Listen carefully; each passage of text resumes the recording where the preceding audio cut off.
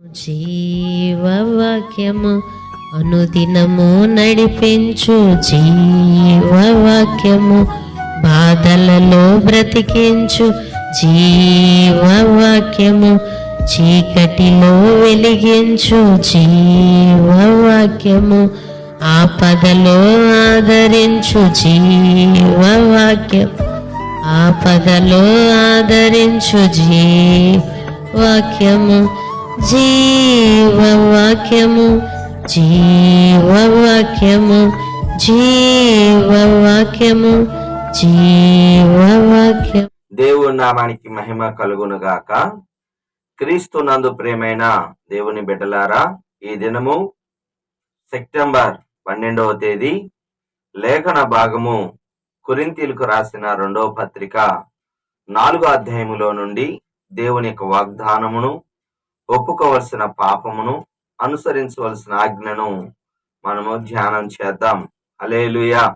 మొట్టమొదటిసారిగా దేవుని యొక్క వాగ్దానము 10వ వచనము, యేసు యొక్క జీవము మనకి ప్రత్యక్షమైనను.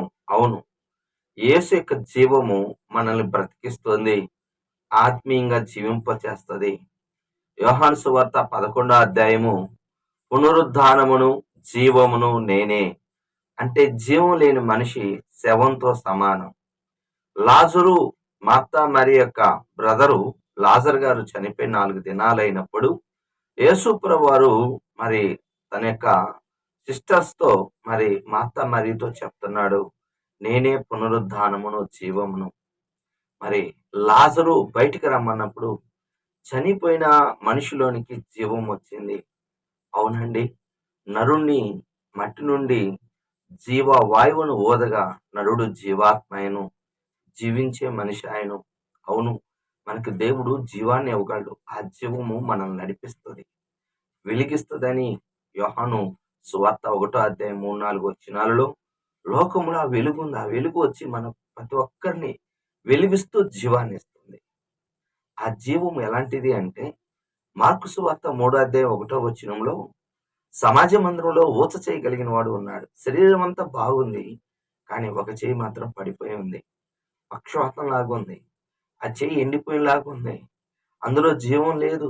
అయితే ప్రభు అతన్ని పిలిచి మధ్య నిలవబడమని చెప్పి నీ చేయి చాపమని చెప్పగానే అతడు విశ్వాసముతో చాపినప్పుడు దేవుడు ఆ చేతిలోకి జీవాన్ని ఇచ్చాడు. హల్లెలూయా.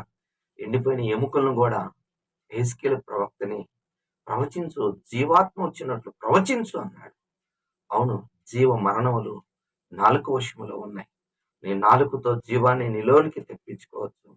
ప్రార్థన ద్వారా దేవుని యొక్క శక్తిని నీలోనికి రప్పించుకోవచ్చు. ఈ దినమే దేవుని జీవంతో నువ్వు జీవించాలని, మనుషుడు రొట్టె వల్ల మాత్రమే కాదు, దేవుడు నోటి నుండి వచ్చే ప్రతి మాట వల్ల, వాక్యం వల్ల బ్రతికిస్తుంది.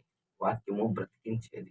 కాబట్టి ఈ దినమే నువ్వు దేవుని యొక్క జీవాన్ని పొందుకొని జీవించవలసిందిగా, అది ఉచితముగా అడిగి పొందుకోవచ్చు.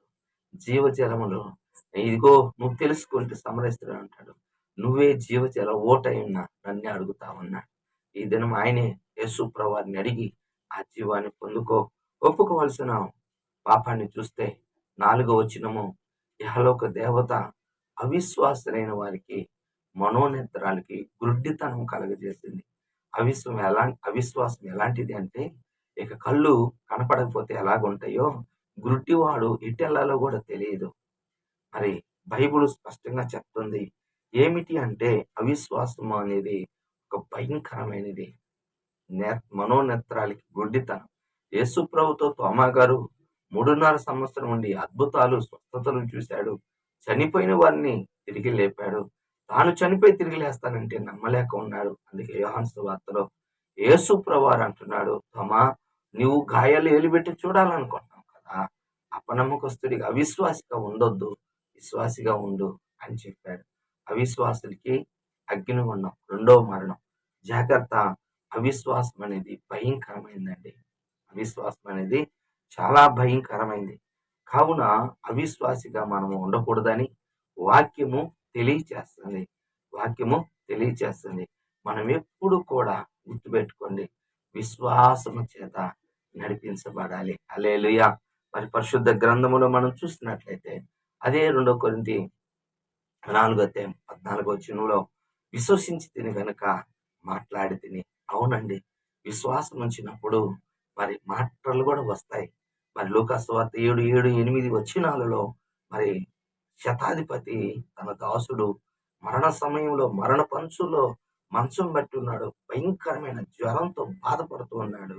మరి ఒక దినాన పేతురు గారి అత్త జ్వరంతో పడి ఉంటే యేసుప్రభుని తీసుకొచ్చారు. అలాగనే ఈ శతాధిపతి మరి ఇజ్రాయేల్ ప్రజలను ప్రేమించి సమాజ మందిరాన్ని కట్టించి మరి మంచి పనులు చేశాడు. ఈ యొక్క యూదుల యొక్క పెద్దలు యేసుప్రభు దగ్గరికి వెళ్ళి, ఇతడు నీ వల్ల మేలు పొందుకున్నట్టుకు యోగ్యుడు, మీరు రండి అని ఇంటికి తీసుకొస్తున్నప్పుడు ఆ యొక్క శతాధిపతి తన స్నేహితులతో, నా ఇంట్లోకి వచ్చేంత అర్హత నేను లేని వాడిని, ఆయన మాట మాత్రం సెలవిస్తే నా దాసుడు మరి బ్రతుకుతాడు, ఎందుకంటే ఆయన మాటకు అధికారం ఉందని. అవునండి, అప్పుడు యేసుప్రభు వారు ఆశ్చర్యపోయాడు. ఆ విశ్వాసాన్ని చూసి ఆశ్చర్యపడి, ఇజ్రాయెలైనా ఇంత అరే విశ్వాసం ఉన్నట్టు నేను చూడలేదు. ఆ మాటలకి ఆశ్చర్యపోయాడు యేసుప్రభు. సృష్టికర్త ఆశ్చర్యపోయాడు. నువ్వు అవును, నువ్వు ఎలాగనుకున్నావు అలాగ జరుగునుగా. కానీ అతని యొక్క దాసుడికి చెప్పిన వెంటనే అతడు స్వస్థత పొందాడు. అవును, చర్చికి వచ్చే వాళ్ళకి చాలా మందికి విశ్వాసం బదులు అవిశ్వాసం ఉంటది.